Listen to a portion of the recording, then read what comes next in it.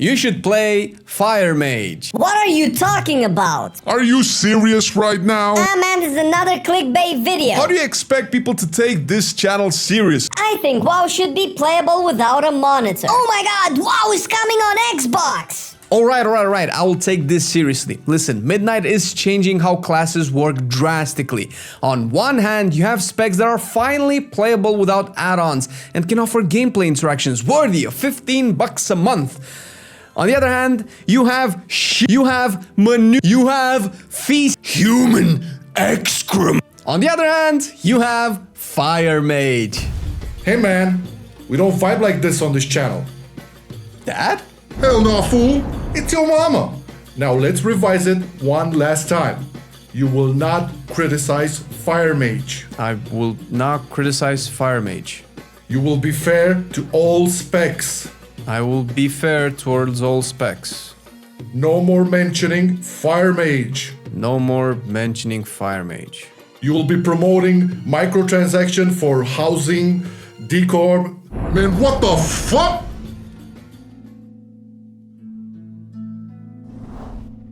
Starting off with our number 5 contender, Affliction Warlock is our first recommendation for Midnight.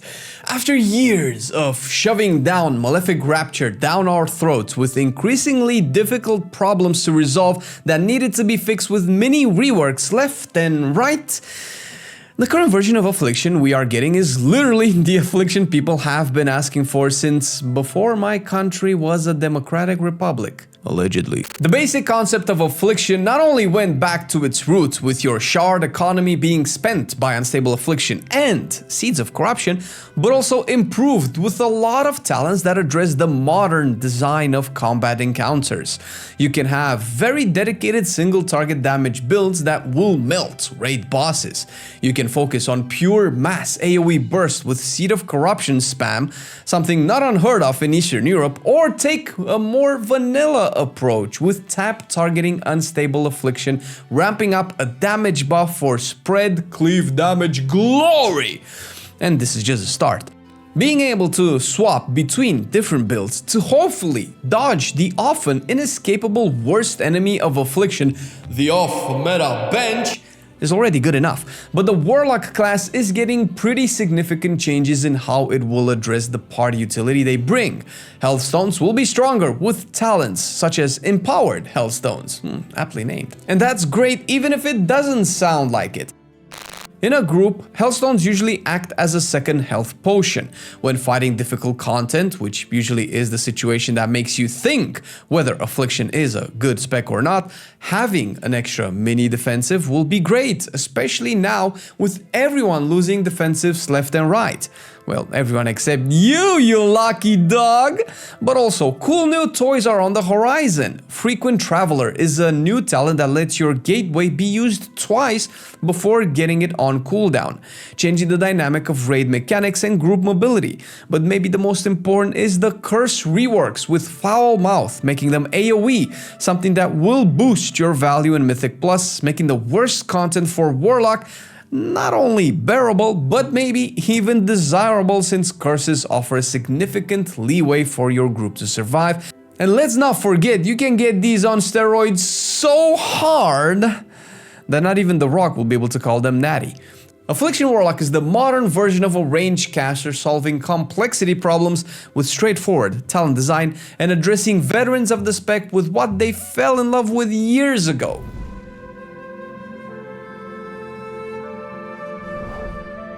Next on the list is something we have been ranking as S tier for quite a while now, and it may very well be the most controversial spec here. Elemental Shaman has climbed down from its complexity ladder to climb back up on the finally I can play this shit ladder. This is not necessarily surprising, but as one of the specs in the game with the most amount of buttons, the changes are not only welcome, but quite impactful. There are some concerns in the community that the pruning went too hard, that the spec has the personality of a rock. But do you know what beats rock? Storm, earth, and fire. Heed my call. Metal, baby! Because no matter what the devs do, the spec still feels like a glorious symphony of lightning, fire, of ground-splitting goodness. A symphony of destruction! If you were confused about how to shoot your Stormkeeper, Ascendant, Storm Elemental, Primordial Wave, and Liquid Magma Totem, take a step back and chill. Ascendance calls forth your Fire Elemental, and Stormkeeper calls forth your Storm Elemental. Rock out with both fire and lightning at the same time and embody the true Elemental Lord fantasy. The convoluted procs and counterintuitive mechanics have been replaced with more elemental overloads to the point where you might just think that your power supply will short out the neighborhood grid. Somebody must be playing Elemental Shaman. Your cooldowns and awesome moments are 3, plus your hero talent. I know this sounds like some playground math, so let me help you not overload your brain too much.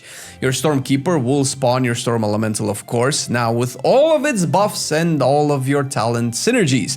Ascendance will call forth your Fire Elemental with the good old Flame Shock mechanics you used to love. So now you can have both of them up, which goes double for the Primal Elementalist mechanic, where for the first time, you can actually have all 3 elementals up at one time. Elemental is paving the way for the new version of WoW that can keep the cool with the fun. And if you are having fun watching this video, do us a huge favor and hit that like and subscribe button. It pushes the channel to grow and helps us do bigger and better videos for you. And if you feel extra generous, we have a Patreon at patreon.com/Marcelian&Flame, where we put exclusive content as appreciation for your support. Thanks for watching the video and our content, and hope you enjoyed the rest of this list.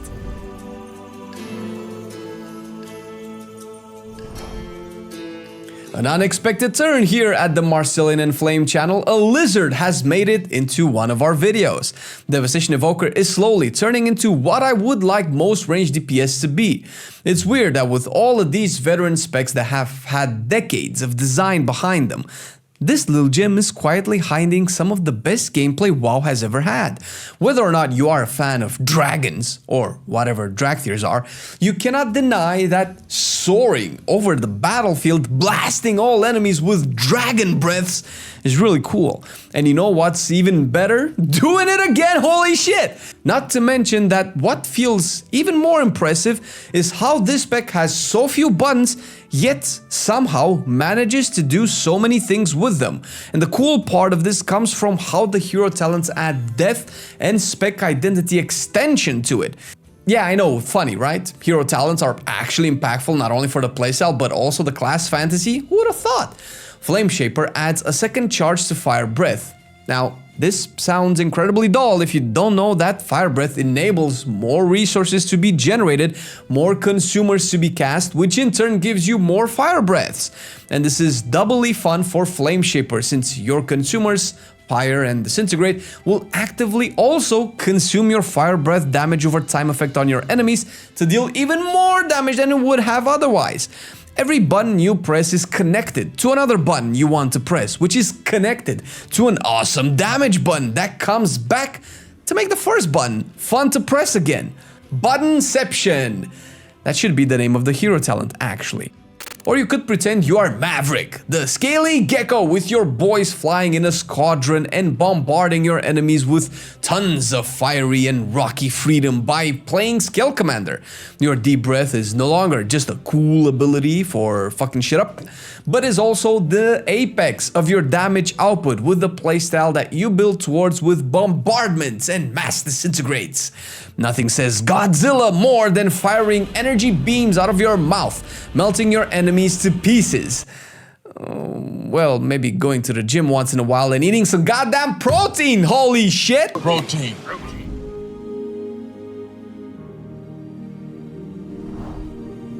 What a surprise. The new spec of the expansion is on a must-play video. Listen, you don't know anything. This spec is different. Devourer is what happens when you actually adapt and improve on the lore of the game while making the classes keep up with it and what's going on. After the Legion's defeat, you have to think about demon hunters. Their whole existence is about hunting demons. But we won that war, allegedly. So what now? How are the demon hunters going to not feel like war vets coming home to nothing to do because their skills are no longer wanted? Well, this new enemy is coming in to consume us all again, and it's wielding awesome but dangerous power that can make people go insane. Terrifying power that the people of Azeroth want to stay away from for fear of corruption. Challenge accepted. What better class to take in this new power as their own and turn it against their enemies? Dude, I'm not sure how to explain to you how it feels to play this spec, both rotationally, but also from a class fantasy perspective. Devourer is it. Devourer is him, walking into the sunset after getting the job done, the dirty job that nobody wanted to take. The mobility and fluidity of the spec is basically if Beast Mastery Hunters and Havoc Demon Hunters had a misshapen cosmic crazy baby together. That's the abomination of everything. I never want to stop moving ever during my rotation. Devourer is what you get when you take the hunter that pulls everything in the dungeon with the demon hunter that fell rushes off the platforms and combine them into a glorious anxiety trip when making your group, never knowing if you invited the main character or the reason you will wipe. But that's just noise in the background for Devourers that gets fuzzier and fuzzier when the raid leader will shout out things. Move to the soak circle. Everyone stop DPS. I said stop DPS. The gameplay is simple. You need souls. What else is new? And you generate those souls with your basic ability Consume that you can cast while moving. You consume the souls with a big reap, a big scythe-like ability that sends a wave of damage into your enemies. All of this gives you Fury, still because Fury is how you use your Void Ray. That has to be the coolest energy blast we have in the game right now. Once your souls are stacked enough, you go meta and literally throw Void Stars at your enemies. You can even create a melee playstyle that sees you jump in, say hi, give them a little quick peck on the cheek, then vengeful retreat out because you are, in fact, still a ranged DPS. Right? Right? Devourer, when you want to embrace every atrocious World of Warcraft meme while being the cool kid on the block.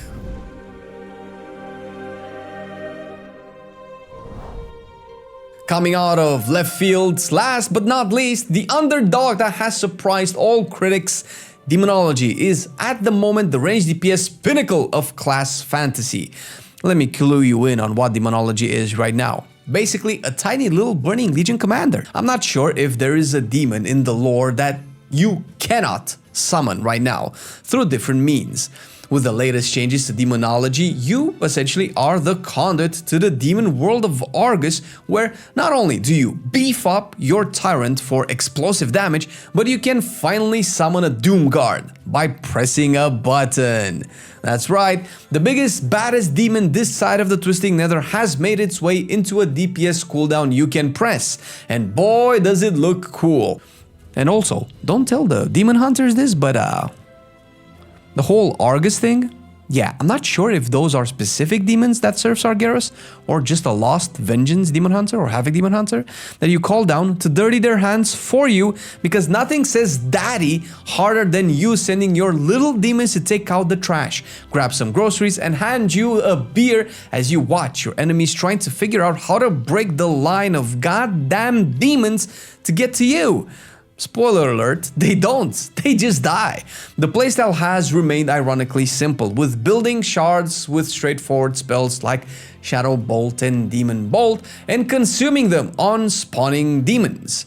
And if you dare to actually play the Diabolist hero talent, you might actually make the mistake in thinking you are watching the second coming of Gul'dan, the lost cinematic of World of Warcraft Legion. Demonology Warlock, the only spec where the players have asked for midnight allowance and the dev said, okay. WoW is more than just dealing damage at range, since being close up and personal is how you taste the magic. Check out the top 5 melee DPS specs right here and take your pick for your favorite one in Midnight.